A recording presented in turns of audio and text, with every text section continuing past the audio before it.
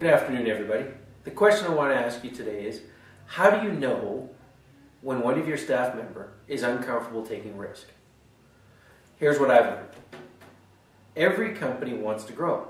And if you're going to grow, you got to change. And change means risk. And when risk shows up, that causes me to be uncertain. I'm not sure. And uncertainty leads to doubt. When doubt shows up, fear is right around the corner. Nothing changes. So, if we can help people move through risk, it's because you can hear it or see it. If you can help people move through risk, then they'll move on to opportunities. And opportunities then leads to creativity, which then leads to growth, which then leads to real change, and your company successful. So, a very critical piece to being able to have your company grow is to know when somebody inside your organization, particularly in a senior management position, is afraid to take a risk. But they will mask it. So how can you tell? Number one, you hear non-accountable language. I'll try, I guess, should, maybe.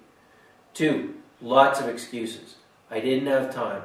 I didn't have the proper resources. We didn't have enough money. I called the client 4 times, they weren't around. And you'll hear it in their emotions. Voice tone, voice pace, body language, or words, you will hear uncertain or negative emotions.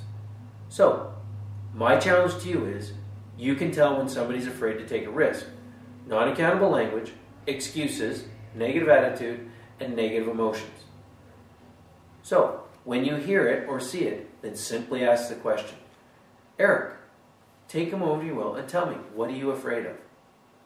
And they'll say, oh, nothing. And then you can come back with, well, I'm confused because I hear a lot of excuses, non-accountable language, negative attitude, and negative emotions. Those all tell me that you're afraid. So let's address the issue. And I guarantee you, as you start to hold people accountable to what they're afraid of and get them to dialogue and have a conversation around it, you and your organization will move forward. Thank you.